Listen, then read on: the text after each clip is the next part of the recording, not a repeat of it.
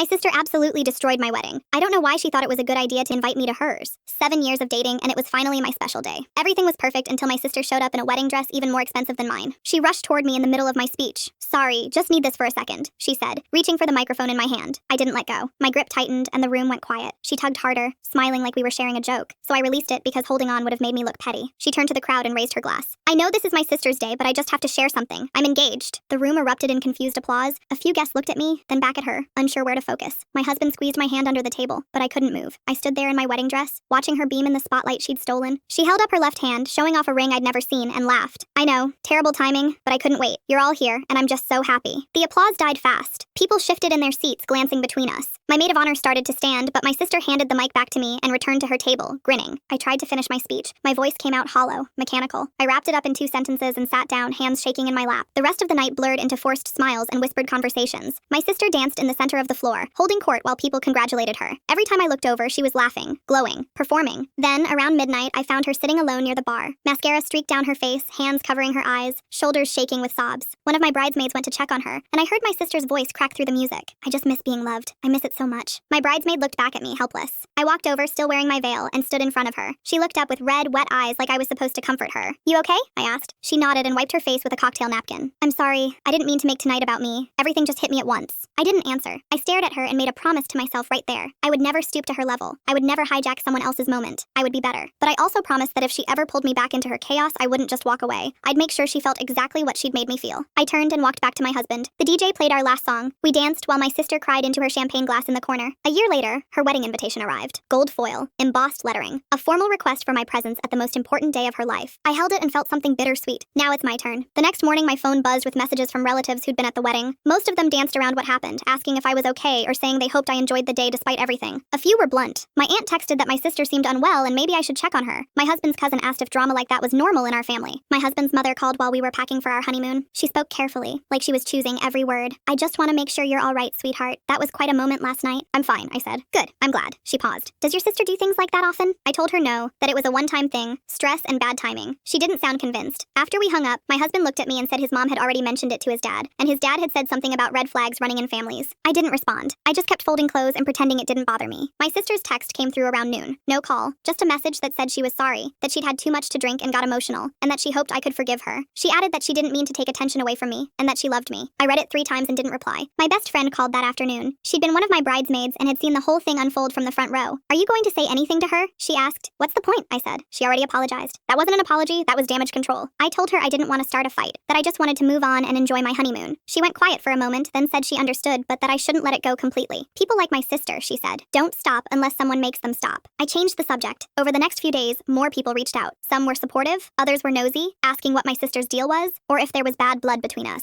A cousin I barely spoke to sent a long message about how weddings bring out the worst in people, and how she'd seen similar things at other family events. She meant well, but it felt like she was explaining away what my sister had done instead of acknowledging how wrong it was. My mother called while we were at the airport. She said she'd talked to my sister and that my sister was devastated. She said my sister hadn't meant any harm and that I should try to be understanding because she was going through a rough time with her engagement. She announced her engagement at my wedding. I said, "That doesn't sound like someone going through a rough time." "She's confused," my mother said. "She doesn't know how to handle big emotions." I told her I had to board and hung up. On the plane, my husband asked if I wanted to talk about it. I said no. He nodded and put his hand on mine, and we sat in silence until takeoff. The honeymoon was supposed to be a reset, a chance to forget everything and focus on us. But every time I saw a wedding dress in a shop window or heard someone talking about their own wedding, I thought about my sister standing in front of my guests, glowing in her stolen moment. I thought about her crying at the bar, playing the victim while I smiled through photos and thanked people for coming. When we got back home, my sister had sent another text. This one was longer. She said she understood if I was still upset, but that she hoped we could move past it because family was important. She said she wanted me to be part of her wedding planning, and that it would mean a lot to her if I could be her maid of honor. I stared at the message for a long time. My husband read it over my shoulder and said I didn't owe her anything. He said I could ignore it or tell her no, whatever I wanted. I didn't reply to that one either. A few weeks later, my mother invited us to Sunday dinner. My sister was there, sitting at the table like nothing had happened. She smiled when I walked in and said she was glad I came. I sat down across from her and didn't say much. She talked about her wedding plans, showing everyone photos of venues and dresses, and my mother oohed and ahed like it was the most exciting thing in the world. At one point, my sister looked at me and asked if I had any advice for her big day. I said I didn't. She laughed and said she was sure I'd think of something. After dinner, I helped my mother with the dishes. She asked if I was still upset about the wedding, and I said I was fine. She told me I should let it go, that holding grudges only hurt me in the end. I dried the last plate and set it on the counter. I told her I wasn't holding a grudge. I was just done pretending everything was fine when it wasn't. The months that followed turned into a steady drip of wedding updates. My sister sent photos of bridesmaid dresses, asked my opinion on centerpieces, and texted about how stressed she was with all the planning. I responded with short, neutral replies. My mother kept pushing me to be more involved, saying it would mean a lot to my sister if I showed more enthusiasm. She wants you to be part of this, my mother said during one of our weekly phone calls. You're her only sister. She didn't seem too concerned about that at my wedding, I said. My mother sighed. She apologized for that. How many times does she need to say sorry before you forgive her? I didn't answer. The truth was, I had forgiven her in the sense that I wasn't angry anymore. I just didn't trust her. There was a difference, and my mother didn't seem to understand that. My sister started calling more often, usually when she wanted something. She asked if I could help her pick out invitations, if I knew a good florist, if I thought her fiancé's family would like the venue she'd chosen. I gave her short answers and changed the subject when I could. She never seemed to notice that I wasn't offering more than the bare minimum. One afternoon, she showed up at my house unannounced. I was working from home, and when I opened the door, she was standing there with a binder full of wedding planning materials. I was in the neighborhood, she said, smiling. Thought we could go over some details together. I let her in because turning her away would have caused more drama than it was worth. She spread everything out on my dining table and started talking about seating arrangements and menu options. I sat across from her and nodded at the right moments, but I wasn't really listening. At one point, she looked up and said, "You seem distant. Are you still upset about the engagement thing?" "I'm fine," I said. "You don't seem fine." She closed the binder and leaned forward. "I know I messed up, okay? But I need you to move on from it. This is supposed to be a happy time for me, and I don't want it overshadowed by something that happened a year ago." I stared at her. She'd framed it like I was the problem, like my inability to forget what she'd done was the real issue. She wasn't asking me to heal or to process what happened. She was asking me to pretend it never happened so she could feel better about herself. I said I'm fine, I repeated. She didn't look convinced, but she didn't push. She packed up her binder and left a few minutes later, saying she had another appointment. After she was gone, I sat at the table and stared at the spot where her materials had been. My husband came into the room and asked if I was okay. "She doesn't get it," I said. "She thinks I'm being petty, but she doesn't understand what she did." "Then tell her," he said. I tried. "She doesn't want to hear it. She just wants me to move on so she doesn't have to feel guilty anymore." He didn't say anything else. He just put his hand on my shoulder and left me alone with my thoughts. The wedding invitations went out a few weeks later. Mine arrived in the mail on a Tuesday, thick and formal, with my name written in elegant script. I opened it and read through the details. The ceremony was at a church an hour away, followed by a reception at a country club. The whole thing screamed money and effort, and I wondered how much of it was genuine and how much was just for show. My mother called that evening to ask if I'd received my invitation. I told her I had. "Isn't it beautiful?" she said. "Your sister put so much thought into every detail." "It's nice," I said. "You are going, aren't you?" I hesitated. The question had been sitting in the back of my mind since the invitation arrived, and I still didn't have a clear answer. Part of me wanted to decline, to avoid the whole spectacle and save myself the trouble, but another part of me knew that skipping it would cause more problems than it would solve. My mother would be upset, my sister would play the victim, and I'd be painted as the bitter, jealous sibling who couldn't be happy for her sister. "I'll be there," I said. "Good. I'm so glad." My mother paused. "You know, it would really mean a lot to her if you gave a toast at the reception. Just something short and sweet." I laughed before I could stop myself. "You want me to give a toast?" "Why not? You're her sister." She hijacked my wedding speech to announce her engagement, and now you want me to stand up at her reception and say nice things about her? My mother went quiet. When she spoke again, her voice was tight. "That's not fair. She made a mistake and she apologized. You need to let it go." "I'm going to her wedding," I said. "That's enough." She didn't argue, but I could tell she wasn't happy. We ended the call shortly after, and I sat on the couch, staring at the invitation in my hands. My husband came in and asked what my mother had wanted. I told him about the toast request, and he shook his head. "That's ridiculous," he said. "You don't owe her that." "I know. So don't do it." "I won't." But the conversation stuck with me. The idea that I was expected to not only attend but also perform, to stand up and validate my sister's happiness after what she'd done, felt like another layer of manipulation. She wanted me there to play the role of the supportive sister, to make her look good in front of her guests, and my mother was helping her push that narrative. I started thinking about her ex around that time. He'd dated my sister for 2 years before she broke things off. She'd told me at the time that he was too clingy, too emotional, and that she needed space. But after they broke up, she'd reach out to him whenever she was feeling lonely. She'd send him late-night texts asking how he was doing, telling him she missed him, keeping him on the hook just enough that he never fully moved on. I knew about the texts because she'd shown them to me once, laughing about how he still cared about her. She'd said it felt good to be wanted, even if she didn't want him back. I'd thought it was cruel then, but I hadn't said anything because I didn't want to start a fight. Now, sitting with the wedding invitation in my lap, I thought about him again. I thought about how easy it would be to reach out, to plant a seed, to let chaos do what it did best. I found her ex's contact information through an old group chat from when they were still together. His name was Reed, and according to his profile, he was still single. I stared at the screen for a long time before I typed anything. Once I sent the message, there would be no taking it back. I kept it simple. Told him I was worried about my sister, that she'd been talking about him a lot lately, that she seemed unsure about the wedding. He responded within an hour, asked if she was okay, if something had happened. I told him she'd mentioned regretting how things ended between them. I said she'd been texting me late at night, saying she wondered what would have happened if they'd stayed together. It wasn't entirely a lie. She had texted me about him before, though not in the way I was implying. Reed asked if she'd said anything specific. I told him she seemed scared to go through with the wedding, that she kept bringing him up when we talked. He went quiet for a while. Then he said he still cared about her, that he'd never really gotten over her. I told him the wedding was in a few weeks. I said if he wanted to talk to her, he should do it before it was too late. He said he didn't want to cause problems, that she was engaged, and he didn't have the right to interfere. I said it wasn't interference if she wanted to hear from him. I said she deserved to know he still cared before she made a decision she couldn't take back. That seemed to land. He asked me if I really thought it would help. I told him it might. I said she needed closure, or maybe something more, and that he was the only one who could give it to her. He thanked me for reaching out, said he'd think about it. I put my phone down and sat there, staring at the wall. My husband came home from work and found me on the couch, and he asked if I was okay. "I'm fine," I said. He didn't believe me, but he didn't push. A few days later, Reed messaged me again. He said he'd been thinking about what I told him and that he wanted to talk to my sister before the wedding. I told him that was probably a good idea. I said she'd been stressed and emotional, and hearing from him might help her figure out what she really wanted. He asked if I thought she'd be upset if he showed showed up. I said I didn't think so, that she'd probably be relieved. That wasn't true, but he didn't need to know that. He said he didn't have her new number, that she'd changed it after they broke up. I told him I'd pass along a message, that I'd let her know he wanted to talk. But I didn't. Instead, I told him the wedding details. The church, the time, everything. He asked if I was sure that was the right move. I said it was the only move, that if he waited any longer, it would be too late. He said he'd be there. I put my phone down and realized my hands were shaking. Not from nerves, but from something else.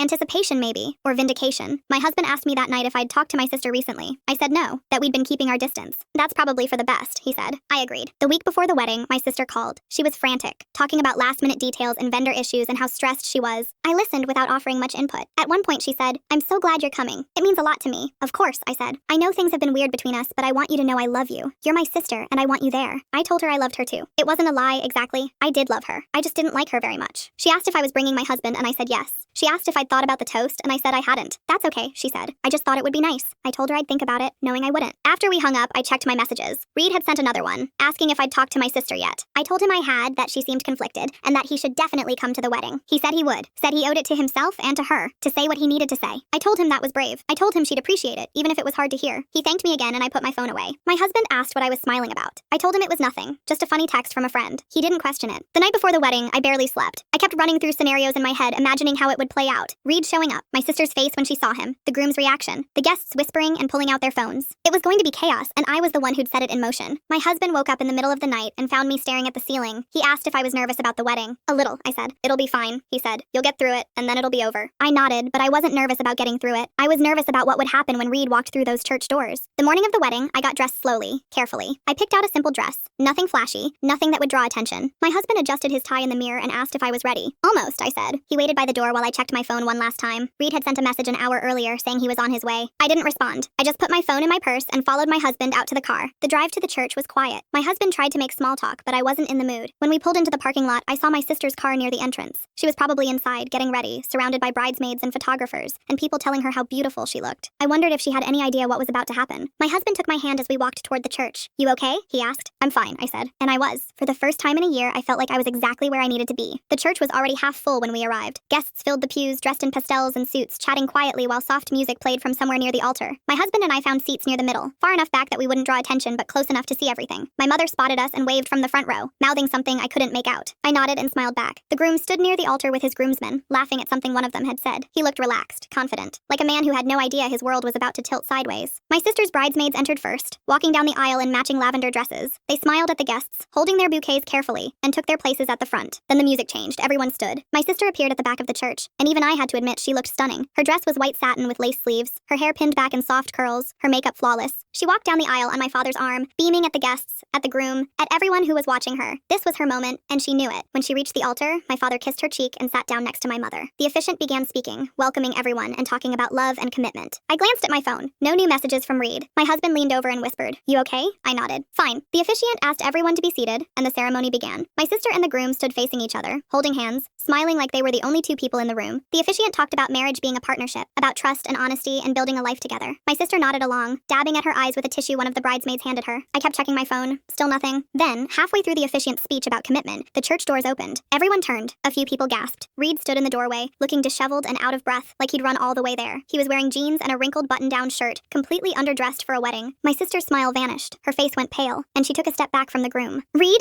she said, her voice barely audible. The groom turned around, confusion spreading across his face. "Who's Reed?" Reed didn't answer. He started walking down the aisle, his footsteps echoing in the silent church. The officiant cleared his throat. "Excuse me, sir, but this is a private ceremony. I need to talk to her," Reed said, his voice loud and urgent. He didn't stop walking. My sister looked at the groom, then back at Reed, her mouth opening and closing like she couldn't find the words. "What are you doing here?" she finally managed. Reed stopped a few feet from the altar. "I needed to see you. I needed to tell you something before you made a mistake." The groom stepped forward. "Who is this guy?" "He's my ex," my sister said quickly. "I don't know why he's here." "You know exactly why I'm here," Reed said. He looked at her with this desperate, pleading expression that made even me uncomfortable. "You've been texting me. You told me you weren't sure about this. You said you still had feelings for me." The room went completely silent. Even the music had stopped. My sister shook her head. "I never said that. I haven't talked to you in months." "Yes, you did," Reed insisted. "Your sister told me. She said you'd been reaching out, that you were confused, that you needed to see me before the wedding." My sister's head snapped toward me. Her eyes found mine in the crowd, wide and panicked. I kept my expression neutral, concerned even, like I had no idea what he was talking about. The groom looked between Reed and my sister. "Is this true? Have you been texting him?" "No," my sister said, her voice rising. "I haven't. I don't know what he's talking about." "Your sister wouldn't lie about something like that," Reed said. "She told me you still loved me me. She said you were scared to go through with this. The groom turned to my sister. Did you ask your sister to contact him? No, my sister's voice cracked. I didn't, I swear. The groom looked at me. So did the officiant. So did half the church. I stood up slowly, making sure I looked shocked. I never said any of that. I don't know where he's getting this. Reed turned to me, his face twisting in confusion. Yes, you did. You messaged me. You told me she was having second thoughts. I think you're mistaken, I said calmly. I never contacted you. My sister was crying now, mascara starting to streak down her face. Reed, you need to leave. I don't know who told you to come here, but it wasn't me. I'm getting married. I love him, not you. Reed looked like he'd been slapped. But you said, I didn't say anything, my sister snapped. I haven't talked to you since we broke up. The groom crossed his arms. So why is he here? My sister didn't have an answer. She looked at Reed, then at me, then back at the groom, her mouth opening and closing. I don't know, she finally whispered. Reed pulled out his phone. I can show you the messages. Your sister sent them to me. He started scrolling, and my sister's face went from pale to red. What messages? Reed held up his phone, but before anyone could see what was on the screen, the groom grabbed it. He read for a moment, his jaw tightening. Then he looked at my sister. He's right. These are from her number. That's impossible, my sister said. I didn't send those. Then how did he get them? The groom demanded. My sister looked at me again, and this time there was something different in her eyes. Not confusion, suspicion. Did you do this? She asked quietly. I shook my head. Of course not. Why would I? Because you're still mad about the engagement thing, she said, her voice shaking. Because you've been holding it over my head for a year. The groom looked at me, then at my sister. What engagement thing? My sister ignored him. She took a step toward me, her hands clenched into fists. You did this. You set this up. You wanted to ruin my wedding the way you think I ruined yours. I stayed calm. That's a serious accusation. Do you have any proof? She didn't. She just stood there, tears streaming down her face while the entire church stared at her. Reed looked between us, clearly realizing something had gone very wrong. I don't understand. Your sister said, my sister lied, my sister said flatly. She turned back to the groom. I didn't send those messages. I didn't reach out to him. Someone pretended to be me. The groom didn't look convinced. How do I know that? Because I'm telling you the truth, she said desperately. But the damage was already done. The guests were whispering, phones were coming out, and the groom's face had gone from confused to cold. The officiant held up his hands. Everyone please, let's calm down. We can sort this out after. There's nothing to sort out, the groom said. His voice was flat, controlled. I want to know the truth. Did you contact him or not? My sister wiped at her face, smearing mascara across her cheek. I already told you. I didn't. Then explain the messages, the groom said. I can't, she said. Someone must have pretended to be me. The groom turned to Reed. You said her sister contacted you? Reed nodded. Yeah. She sent me messages saying my ex was having second thoughts, that she still loved me and wanted to see me before the wedding. Show me, the groom said. Reed handed over his phone again. The groom scrolled through, his jaw tightening with each swipe. My mother stood up from the front row. This is ridiculous. Why would anyone do something like that? My sister pointed at me. Because she's still angry about what happened at her wedding. She's been holding on to it for a year and now she's trying to ruin mine. All eyes turned to me. My husband squeezed my hand, but I pulled away and stood. That's a serious accusation, I said calmly, and completely unfounded. Is it? My sister shot back. You've barely talked to me since my engagement. You've been cold and distant this whole time. And now, on my wedding day, my ex shows up claiming I've been texting him? You expect me to believe that's a coincidence? I expect you to have proof before you accuse me of sabotage, I said. The groom looked between us. Someone sent those messages. If it wasn't you, he said to my sister, then who was it? My sister didn't answer. She just stared at me with red, swollen eyes. Reed stepped forward. Wait, I think I still have the original messages on my phone. Maybe we can figure out where they came from. He started scrolling again, and my sister's maid of honor leaned over to look. These came from a number I don't recognize, Reed said. Not your sister's number. The groom grabbed the phone. Let me see. He looked at the screen, then at me. Do you recognize this number? I shook my head. No, it's a messaging app, the maid of honor said, squinting at the screen. You can send texts from any number you want. It's not traceable. My sister let out a bitter laugh. So someone went through the trouble of downloading an app, pretending to be me and messaging my ex just to ruin my wedding? And you think that someone is my sister? It makes sense, the groom said quietly. My sister turned to him. You believe her over me? I don't know what to believe, he said. But Reed showed up here thinking you wanted him back. Someone told him that. And if it wasn't you, then who? I don't know, my sister shouted. But it wasn't me, and it wasn't her either. She wouldn't do something like that. Wouldn't she? The groom said. You told me what happened at her wedding. How you announced your engagement during her speech. How she's barely spoken to you since. Maybe this is payback. My sister shook her head. She's not like that. She promised me she'd never stoop to my level. I felt something twist in my chest. Not guilt, exactly, but something close to it. I didn't do this, I said. And I resent the implication. My mother stepped into the aisle. Enough. This is getting out of hand. Can we please just take a break and figure this out calmly? There's nothing to figure out, the groom said. He looked at my sister. I can't marry you like this. Not when I don't know if I can trust you. My sister grabbed his arm. Please, don't do this. I'm telling you the truth. I didn't contact him. I didn't send those messages. Someone set this up to make me look bad. Then why does Reed have proof? The groom asked. Because someone faked it, my sister said, her voice breaking. Someone wanted this to happen. Someone wanted you to doubt me. The groom pulled his arm away. I need time to think. No, my sister said. We can work this out. We can. I said I need time, the groom repeated. He turned and walked down the aisle, his groomsmen following behind him. The church went silent. My sister stood at the altar, her bouquet hanging limply in her hand. Mascara streaked across her face. Then she turned to me. You did this, she said. Her voice was quiet, but it cut through the silence like a blade. I don't know how, but I know you did. I didn't, I said. Yes, you did. She started walking toward me, her dress dragging on the floor behind her. You've been waiting for this. You've been planning it ever since my engagement. And now you got what you wanted. I stayed where I was. I have no idea what you're talking about. She stopped a few feet away. You're lying. I can see it on your face. You're upset, I said. You're looking for someone to blame. I'm blaming the person who did this, she said. And that's you. My mother stepped between us. Stop it, both of you. This isn't helping. My sister ignored her. Tell me the truth. Did you contact Reed? Did you tell him I wanted to see him? No, I said. Liar, she hissed. My husband stood and put his hand on my shoulder. That's enough. You're making accusations you can't prove. I don't need proof, my sister said. I know my sister, and I know what she's capable of. One of the bridesmaids came over and tried to guide my sister back to the altar, but she pulled away. Get off me, she snapped. The bridesmaid backed off, and my sister turned to the remaining guests.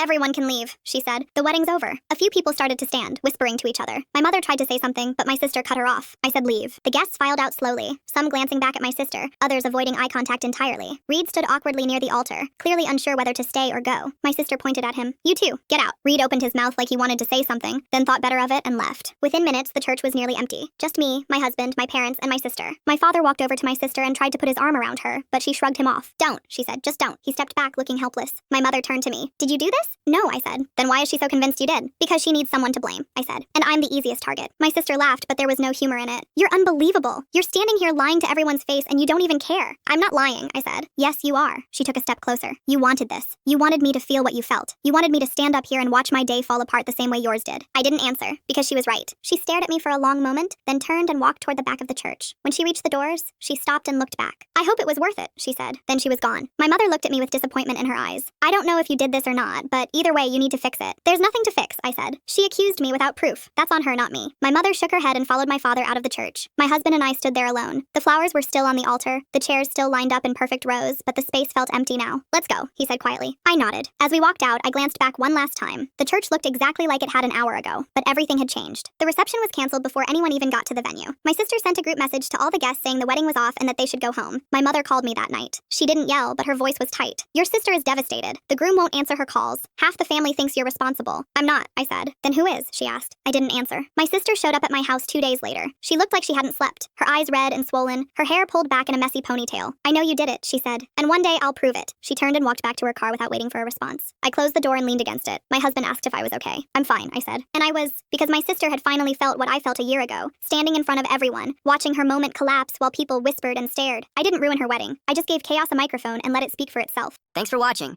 Don't forget to subscribe, like, and drop your favorite part in the comments. See you in the next one.